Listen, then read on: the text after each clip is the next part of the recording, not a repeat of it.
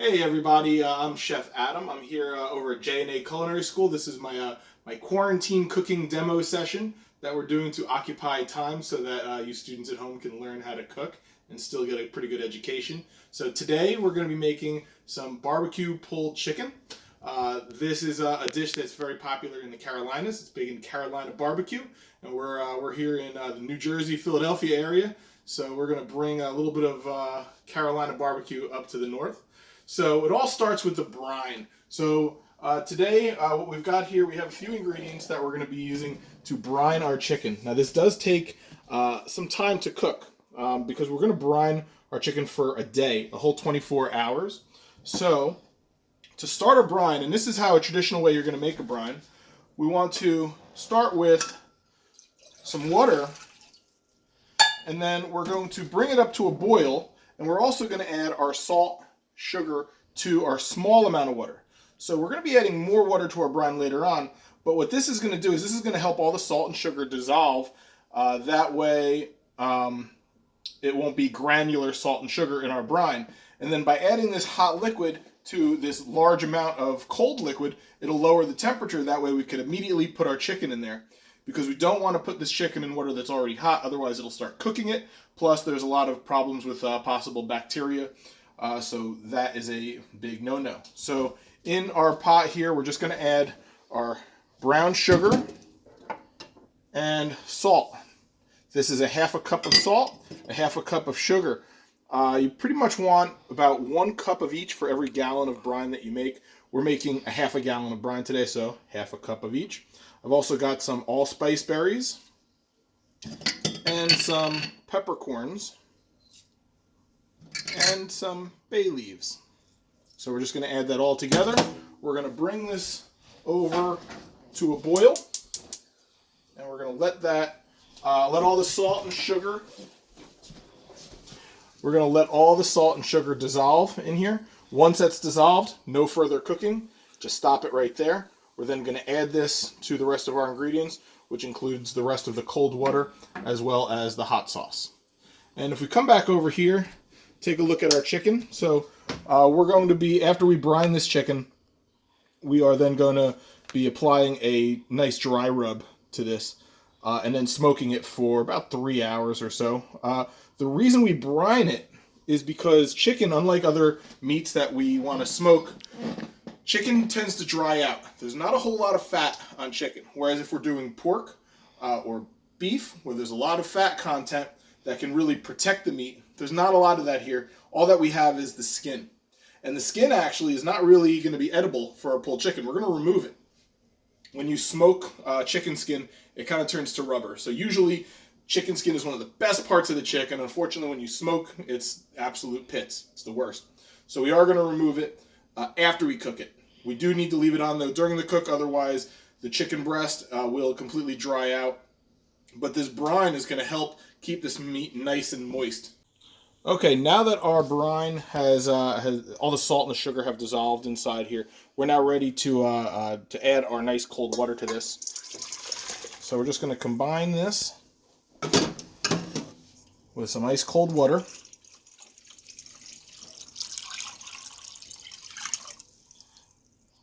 All right, and we're going to add a little bit of hot sauce to this brine, which is not typically done in brines. The reason we're adding this is just because this is Carolina barbecue, and barbecue sauce, and hot sauce is big. Nice vinegary based hot sauces. We're using Frank's Red Hot here. It's one of my favorite brands. I mean, the logo says you can put it on anything, and really you can. It's such a versatile hot sauce. So we have our brine all set. We want to just check the temperature. Make sure it's not hot. So it's cool. It's a little bit less than room temperature, which is good for what we're going to be doing, because this chicken is now going to go in this bath, and we can put it in the refrigerator, and we don't have to worry about it sitting in a hot liquid for too long.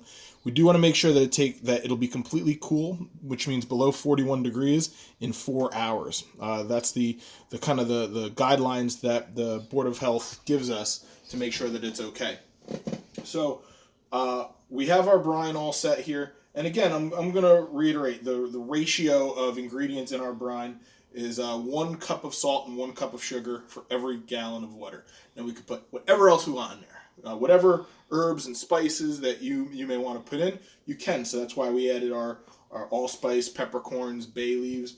If you want to put some herbs, you could do some dried herbs, or you can use rosemary or sage or thyme or other kind of hard herbs in there. All right, so we're now ready to put our chicken inside here. And we are now ready to put this away. We're going to, first off, make sure that our chicken is completely submerged in here. We don't want it floating. As you can see here, it's floating a little bit. And it's okay because I actually have a lid that goes on this that will push it down as well. So we're not going to have a problem with that. So we want to brine this for about 24 hours, maybe a little less. But that's about the general guidelines. So unfortunately, we're not going to get to eat this today. We're not going to get to eat this until tomorrow or late tomorrow. So, because after it brines, we got to smoke it for a few hours, and then we got to let that cool, and we got to shred the meat, and it does take some time, and it does refrigerate well after we shred it. So this might not be served for a couple of days. So if you're hungry right now, go make yourself a sandwich with whatever you got in your fridge, because you're not going to be able to do it. So we're going to come back tomorrow, and we're going to continue this off. So we'll see you in 24 hours. 24 hours have passed, and we are now ready to take our chicken out of the brine. So this has been chilling out for a whole day, sitting in this salt sugar solution, which is really just infusing it with moisture. The main purpose of this is so that when we do smoke it, which has a lot of dry air, this is going to keep it nice and juicy throughout the long cooking process. Probably roughly 2 to 3 hours it's going to be in the smoker. So what we're going to do now is we're going to take out our chicken, and we want to make sure it's nice and dry before we get to the next step. So we take it out, shake it a little bit. All right. And then we're going to pat it nice and dry before we apply our dry rub to our chicken.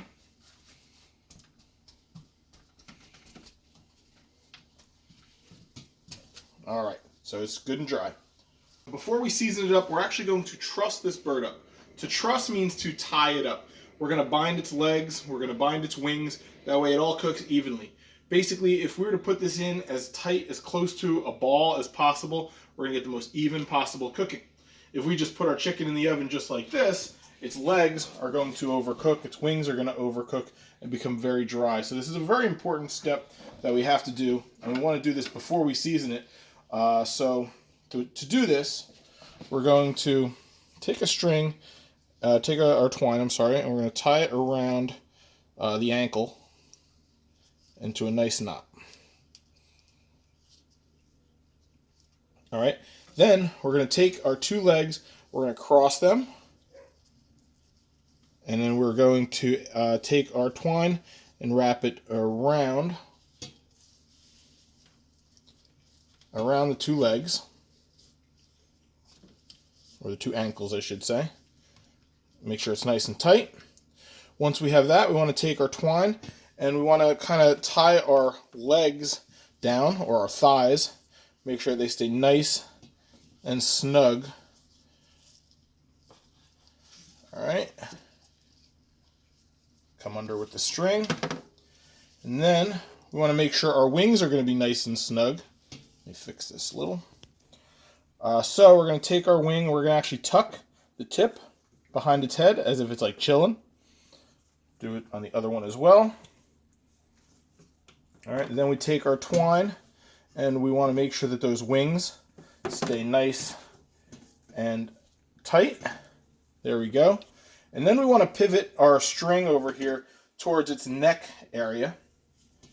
So if you can see, the neck bone will provide a little bit of an angle, that way we can go straight down now. So now we go down, and we want to tuck the tail up so it kind of closes it on the inside.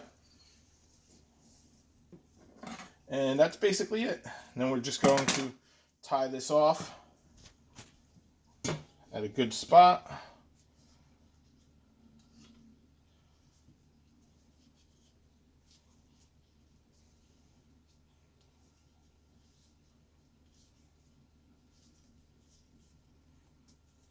Give it a good double knot.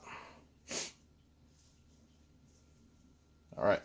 Now our chicken is nice and trussed, tight like a little ball. Now we're ready to season this up. To season this, we're going to be using a nice little dry rub that I purchased down in Texas. It's called Aw Shit. They also have the Good Shit, which is a little sweeter. The Aw Shit's really spicy, hence the name.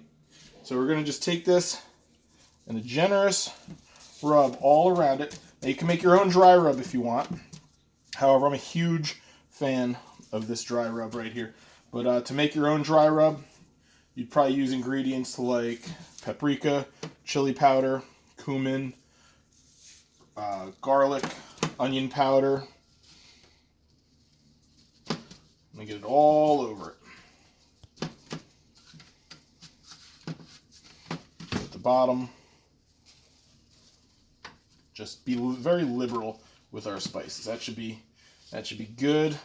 Got some extra here. Play the drums. That's what chefs like to do. We like to smack big cuts of meat, spank it. I don't know why we do that, but it's like a natural thing. If you see a bag of flour, a bag of sugar, a big old turkey, a chicken, a pork shoulder, whatever, you always got to give it a little love tap. Not sure why. All right, so we are now ready. Let me just get this wing a little better. All right, that's good. So this is now ready to toss in the smoker. All right, so let's bring it over to our smokehouse. So here we are. We're at our smoker right over here. We have it preheated. We're going to be smoking this around 225 degrees. So right now I got it preheated to 275. We're going to put our chicken in. It'll lose some heat once the door is open. Now we're going to try and keep it at 225 degrees. I have this neat little toy right over here, which it's a remote receiver. I could actually put a probe inside the smoker so I could see what temperature the smoker is, and I could see what temperature the meat is. So this is going to be our meat probe. So what I'm going to do is I'm going to just inject this right into the chicken. I'll do it once it's in the smoker. And it will tell me what the internal temperature of the chicken is, and it'll tell me what the smoke chamber temperature is, and I'll get both those information. That way I'll know if I need to raise or lower the temperature of the smoker, or I also know that when my chicken's done. I'm really looking for this chicken to hit an internal temperature of 200 degrees, which is well above the 165 threshold. But we want this chicken to just shred apart and fall apart. And so that does take a little bit of time to do it. So we're now ready to get this into our smoker. So when you open your smoker, stand back because you will get hit with a gust of smoke. Let that initial gust go away. All right. We now take our probe. We're going to stick it in the inner part of the thigh, which is one of the thicker parts of the chicken. Plus it takes the longest to cook, which is why we also do that. So inside our smoke chamber, we have some pecan wood chips, which we're going to be smoking with. And we also have a little bit of liquid, which keeps it moist as well. The liquid we're using is apple juice, which will help season our chicken as well. All right, so we give this a little closure. As you can see right here, we currently have the smoker is at 214 degrees, and our food is at 54 degrees. As it's been sitting out a little bit, so that's why it's at high. That will get higher and higher as we go. And we're going to see this again probably in about 3 hours. However, because I have this little toy, I could be exact about it. I'll know exactly when it's done. I don't have to guess. That's why I do like these. But typically, this would take about 2 or 3 hours to smoke. All right, so we'll see you in a couple of hours. All right, so 4 hours have passed, and our chicken is just about done. Our nice pecan wood smoked chicken.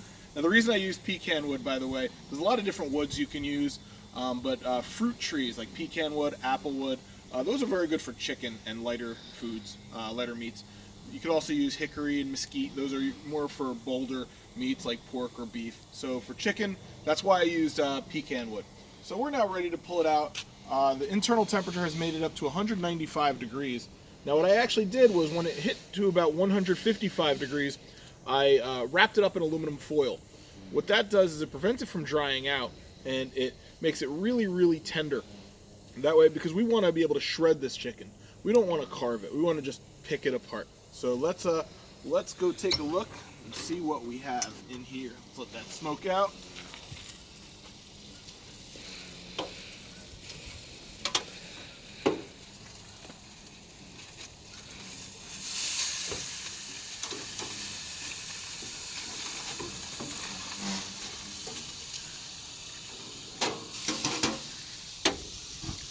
All right, so let's take a look at our chicken. Oh, there we are. Real nice and tender. All those nice juices in here. Here's the little dry rub that's still on the outside. We're gonna all blend it all in there. We're gonna be removing some of this skin just because it can be a little bit chewy. Although because we steamed it, it actually might be good for our pulled chicken. So we'll go take a look. So let's go bring this inside and let's start pulling this apart. We've let our chicken rest for a few minutes just to cool off a little bit so that way we can handle it. So now we're ready to start shredding it. So first things first, though, we do want to remove the twine that's on here. We don't want to get any string caught in here. Foreign substances can easily get stuck in there, and then you got a lawsuit on your hands. So we'll just try and remove all of this twine. Look at that. It just stripped it right off of the leg right there. All right. So we'll set that aside here. Let's take our chicken out of the foil. And we're going to keep all those juices in here. All right, now we're ready to shred this. We want to avoid bones, so we're going to have to pick all the bones out. And I got these neat little claws over here, which are going to help us shred this meat. You could do this with your hands if you have a couple of forks, tongs. However, it is a pretty tiring thing to do. So we're just going to take this all apart, and we could just shred it. The meat comes apart nice and easily. Though we will have to fish for bones when all this is done, so we do want to let this cool off after we pull all this aside.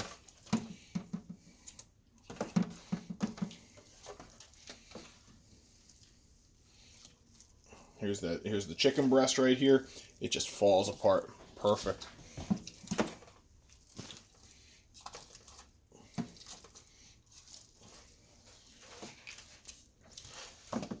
And if you're ever concerned about letting meat rest and all the juices that come out, like you see here, there's a ton of juices that are coming out, which could be thought of as a bad thing.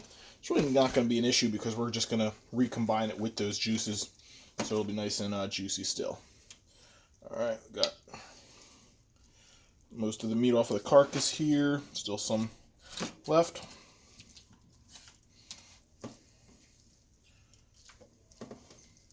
We've pulled all our chicken here, removed it of all the bones. That's one of the important things, is to be careful of the bones. Chicken bones are very small. It's easy to lose a couple in here. All right, so we're ready to start plating here. So we're going to be making some pulled chicken sandwiches today. And again, if you recall, the region, this is a North Carolina barbecue dish. So the kind of barbecue sauce we have is a little bit different than your typical barbecue sauce that you're used to.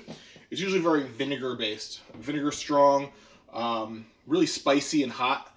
I'm not a big fan of vinegar based sauces, so I put a little touch on it where I still made it vinegar based, but I added a little bit of a ketchup as an emulsifier to thicken the sauce up a little bit. So here we are, we're going to start plating our sandwiches here.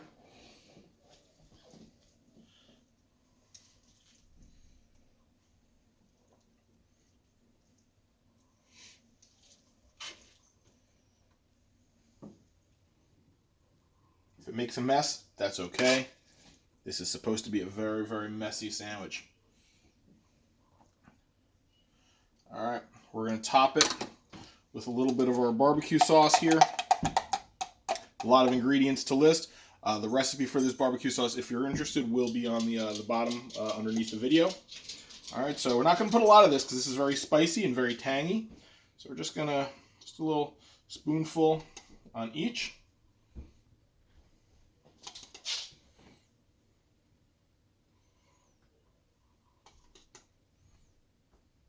All right, and then on top of that, we're going to add a little bit of coleslaw.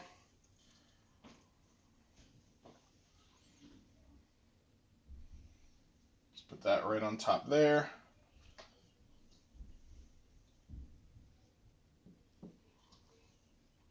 I love messy food.